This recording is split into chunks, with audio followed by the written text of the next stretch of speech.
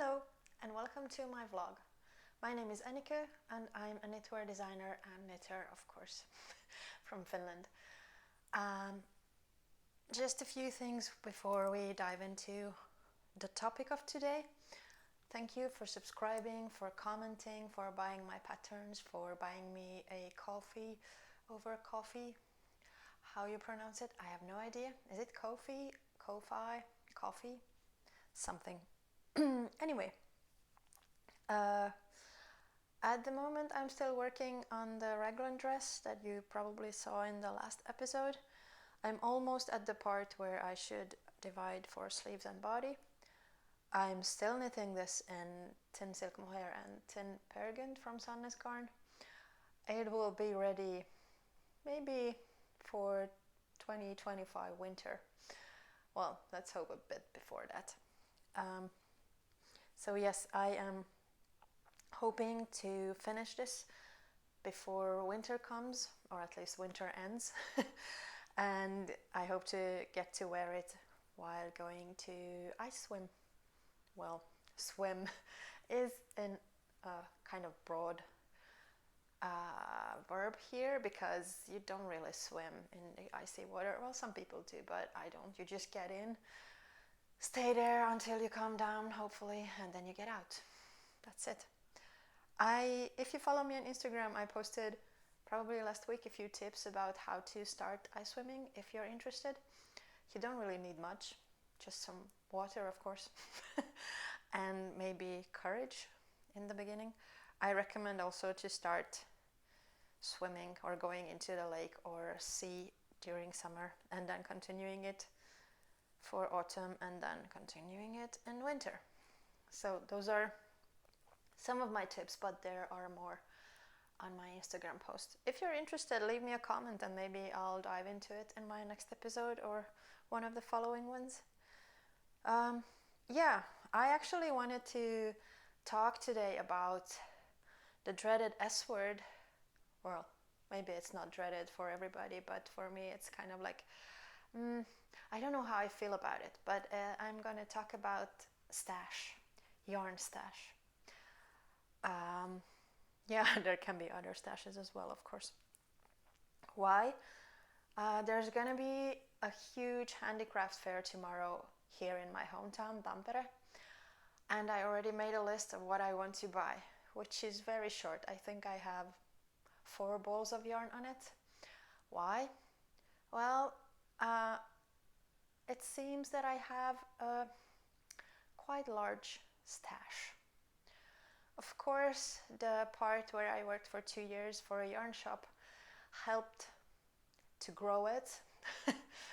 And if it was smart or not, I'll get to that in a minute. But yeah, about the handicrafts fair. I was thinking if I can manage to actually make a few short YouTube videos, but we'll see. I've never done those, so don't hold your breath.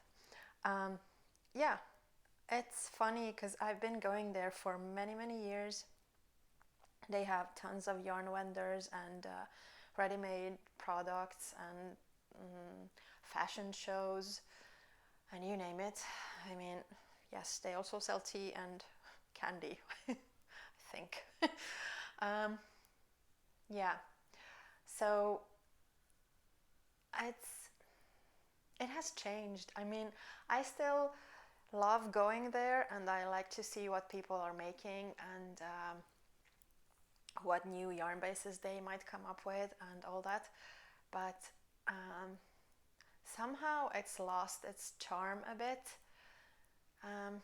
Maybe partially because, like I said, I have a big enough stash, so I'm not really in the lookout for new yarns. But yeah, like I said, it's nice to see what they have. And I'm looking forward to actually watching some fashion shows or some knitwear from upcoming books and that kind of stuff. I know there's Laine Publishing and they're going to showcase the knitwear from Kutovakika's upcoming book.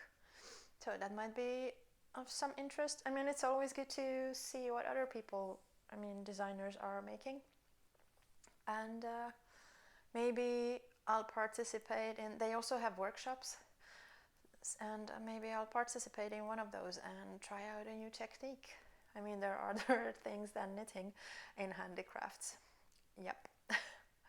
So yeah, about the stash. It's kind of funny. How to put it? Like I said, I think I have a good size stash, but it seems that I never have the yarn that I need or want. And probably I should put here a disclaimer: wants and needs are not the same. Yeah. Somehow it just reminds me of the Rolling Stones song where they sing, you can't always get what you want, but you might sometimes get what you need. Yep. So anyhow, just as I said, that I have plenty of yarns, and then they are either the wrong color, the wrong weight, I don't have enough of it, I got tired of them before I even started, they don't make it anymore. It's either the yarn is discontinued or the colorway is discontinued. What else? Yeah, I mentioned already the wrong color. But yeah, it's easy to get excited about yarn.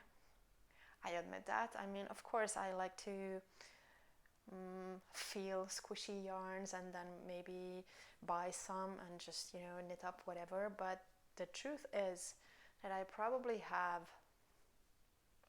enough yarn for the next 2 decades to knit with. Maybe that's a bit much. That's 20 years. But yeah, I have sweater quantities of yarn in many bases, weights. I don't actually have a, how you call it? I know that you can put on Ravelry all your stashed yarns. I don't do that. I have an Excel, and I haven't checked it in a while. So I'm not 100% sure how much yarn I have, but way too much. And as much as, like I said, I like yarn, I like that it's squishy, I like different colors, I like different weights and all that stuff, different materials. Well, most of it's wool anyhow. I still think that I should be more, I hate the word mindful, by the way. I don't know why. But I should still be more mindful of what I'm buying and when I'm buying and for what I'm buying. Because I don't think, and this is the part where it gets tricky.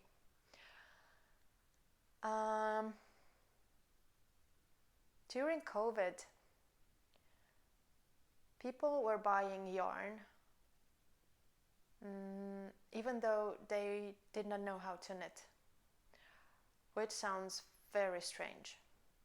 But, and this is not, this is not my opinion, this is, maybe this is hearsay, but there was a shop in a nearby town, and the shop owner said that people just walked in and then they wanted to support the local yarn shop because it was rough for everybody during COVID, and even though they didn't knit, they just bought yarn, which I find quite strange. But if that's the way you want to spend your money, okay. Maybe that's your thing, fine. I also hear people say that, I really would love to support my local yarn shop, although I don't need or want even yarn, which is like, okay, fine, but then you just grow your stash, and I'm not sure if that's a good way to go about it. This is, again, my way of thinking. If you think differently, that's fine. I'm just trying to think of a better way of doing things for myself. Because like I said, it seems that and whenever I try to start a new project, even though, just like I said, that I have tons of yarn, I don't have the ones that I want. So that means that I don't need for that stash. I mean, really, I don't need, there's no need for that stash. So why do I have it? Well, partially stupidity, partially excitement, partially wanting to belong in a certain group of people who buy a certain kind of yarn. Yes, I can admit it. And partially it had to do with the fact that I did work for a yarn shop, and I did get some discount for buying yarn. I mean, yeah. Still, that said, I can't believe that I have at least 3 sweater quantities of yarn in the beige color. I hate beige. So I really don't know what happened there. Probably I was influenced by my colleagues way back when. They like beige. So I suppose I was trying to fit in. Yeah. Of course I can sell it, but the minute that thing, that yarn ball, leaves the shop, it loses its value.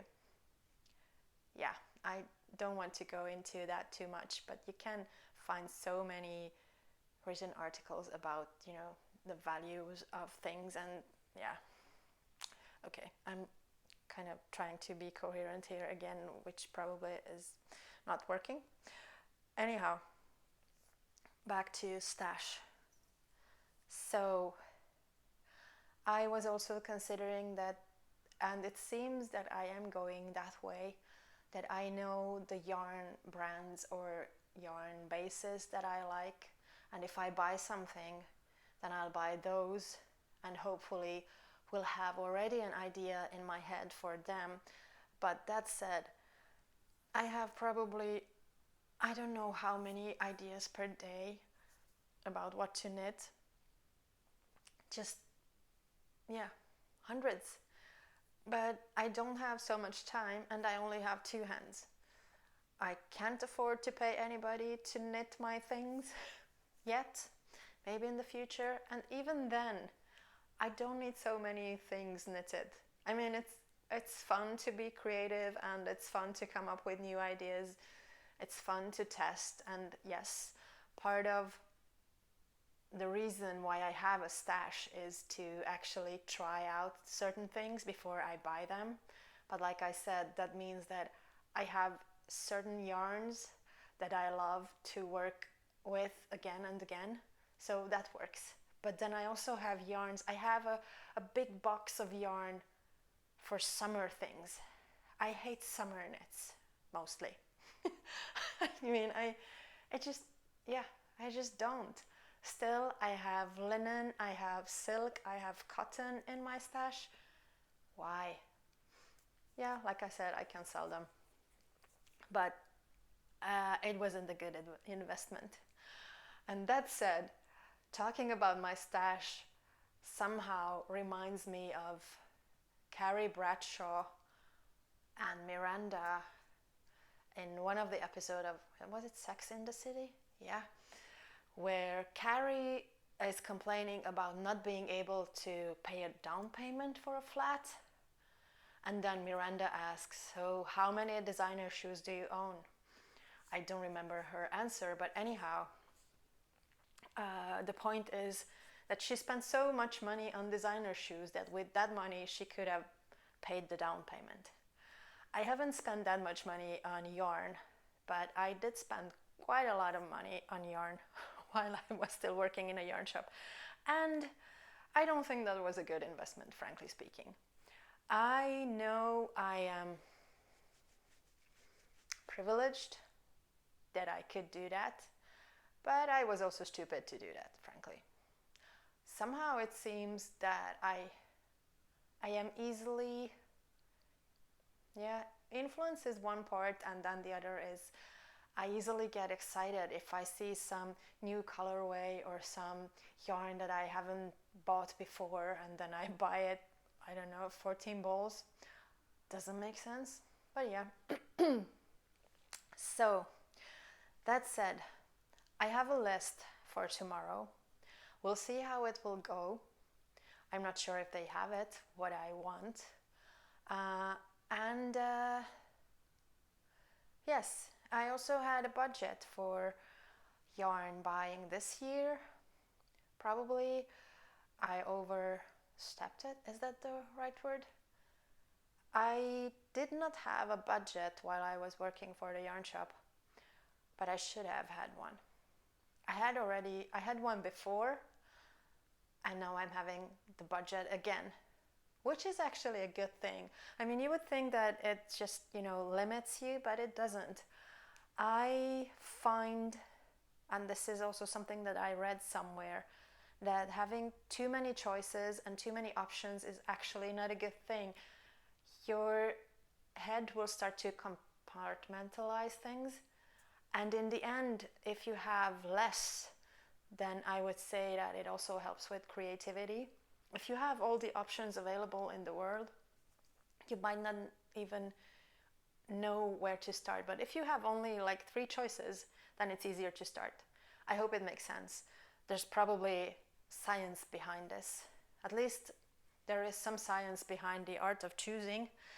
There is actually a book called that I read 14 years ago. The idea is that if you walk into a store and then they have 27 different jams, your head will start to compartmentalize. Such a difficult word. And in the end, it narrows it down to 7. It's like it puts all the red ones into one category, all the, plum colored in another, all the orange color in the third, and so on. You hopefully get what I mean. So it's, if you walk into a yarn shop, then all the silk mohair goes into one category, all the wool goes into one category. Maybe that's a simplified version, but still. And actually, that's somewhat true for me. Have you thought about it? Yeah. So about yarn, and again, and stash. I'm not saying that my system works. I'm trying to improve how I spend my money, where I invest. And yes, please don't take any investment advice from me, but I hope this will get you think about your yarn stash and what you actually need. And for example, I bought the same yarn in 3 different colorways because I didn't get it right the first time. I mean, it was just one skein, but it still feels silly. I have a skein of red Isager Jensen, but it's the wrong red. So I went to the yarn shop in Helsinki and I bought the other red one. That's also the wrong red. And now I ordered one in pink, and I'm still not sure if that's the right color. So, like I said, too many options might not be a good thing. Right. So now I'm preaching about how to not build your stash. Also, a stash needs storage room. I don't really have much of a storage room. It's a 1-bedroom apartment that I live in. I stash my stash in the attic. Yeah. So if you want yarn, you can just rob my attic. Yeah. What else? Oh, maybe I should show you what I actually managed to finish this week. In my last episode, I talked about the Trailblaze beanie and socks. This one. And I was thinking that maybe I should knit it in a different yarn base because this is hand-dyed sock yarn mostly with hand-dyed mohair. So the price is quite high. So I was thinking if it would work in Sandnes Garn Sunday and Isager silk mohair. And it does. Ta-da! Yes, talking about stash, of course I ordered some yarn for this because, like I said, I just didn't have the right one in my stash. Yeah. So, this is Isager silk mohair with Sandnes Garn Sunday, both the main color and the contrast color. I think the white one is the whipped cream color in Sunday 1012, and this one is 4872. I have absolutely no idea. Sorry about that. Maybe I'll tell it to you in the next episode. So this one is not blocked. It doesn't have a pom-pom yet. Everything is just sort of straight off the needles. I don't put it on my head now because it will ruin my hairdo. Like I actually care. No, but I would be very hot. So it will go to the bath, and hopefully I get to wear it tomorrow and take some photos of it.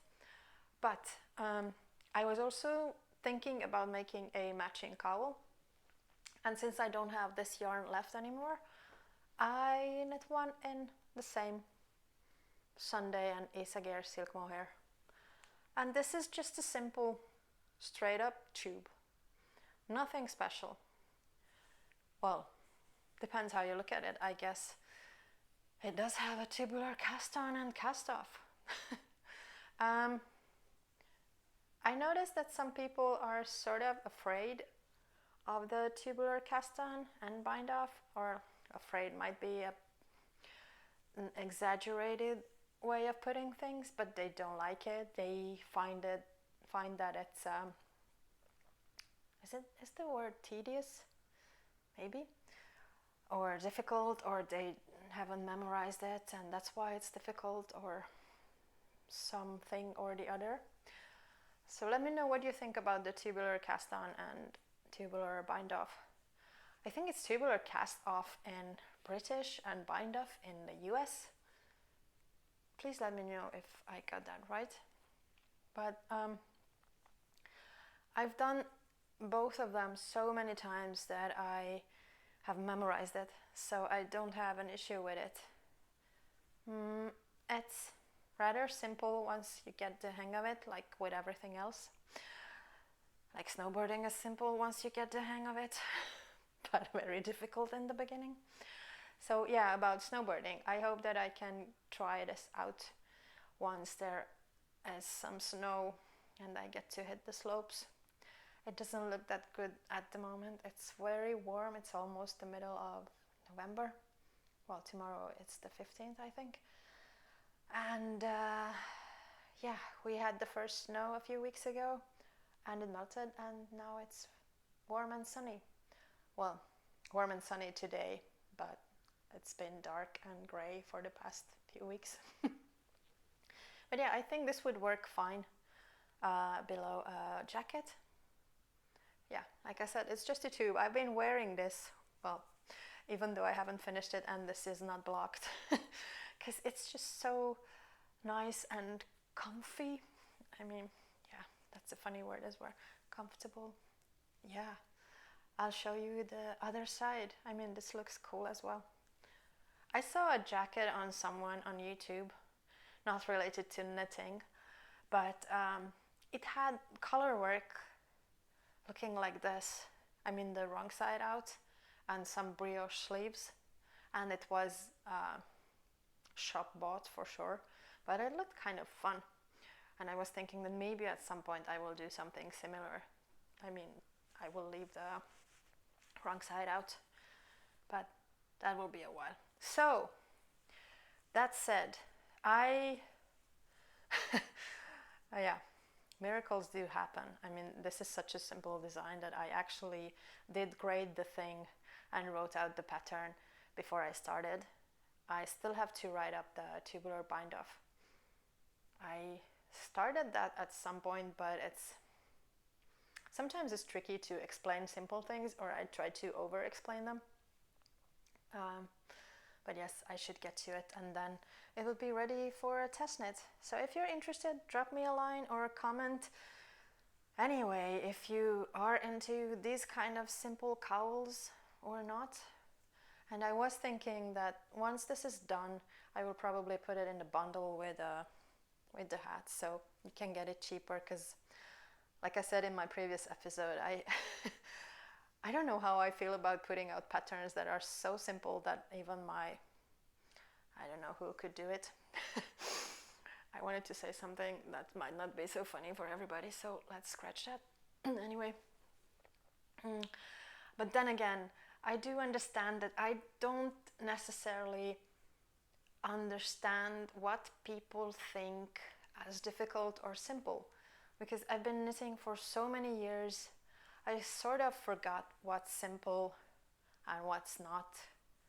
And even with this, I know that people, like I said, might find the tubular cast on and cast up too difficult. Of course, you can do a normal one, just a long tail one, and that would be fine. It's not as stretchy, but you would still get away with it.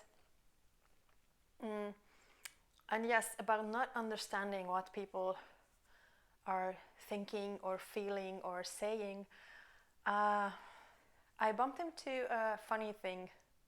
Well, funny thing.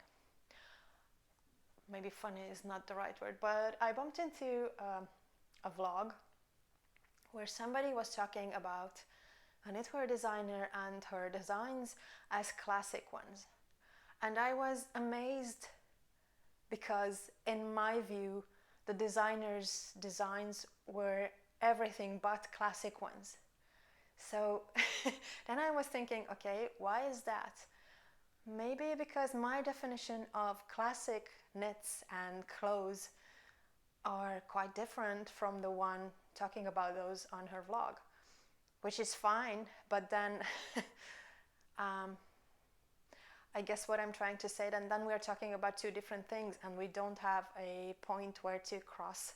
So in my mind, classic is Audrey Hepburn. It's Caroline Bessette Kennedy, I think that was her name. She was a style icon in the 90s and one of the huge knitwear designers, I think, has been influenced by her style quite a lot. So yeah, for my mind, classic things are different.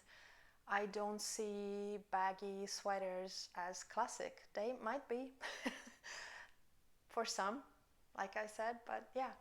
And you might think that, okay, well, that's stupid. How do you think like that? I mean, that there's only one way of thinking about classic style, but there is. So yeah, I don't know enough about fashion to talk about that more, but you can just go on Pinterest and check it out. If you type in classic style, what will you come up with? Probably something else than baggy, shapeless clothing. So there. Yeah, I think I've been talking for quite a while now. I still don't see the clock because the camera is on the other way around. Whoops. So this is it for this time, and yeah, do subscribe if you like my ramblings. If you don't, you can still subscribe and just hit the dislike button every time I post something. That's fine. What else? Yeah, the thing with subscribing is, to my understanding, it's very rare that you come up with the same people. I mean, the same people come up on your YouTube feed if you don't subscribe. Sometimes they do, but you don't have to. That's fine. If you already subscribed, thank you. What else? Oh, yes, like I mentioned before, I also set up a Ko-fi account. So thank you for your donations, and you can also support me there if you want to. You don't have to. And what else? I think I'll finish this row, maybe separate the sleeves and then go into the lake. The water was yesterday +7. So like I said, that's quite warm for this time of the year. I mean, +7, that's the surface. It's a bit colder than that. So until next time, bye.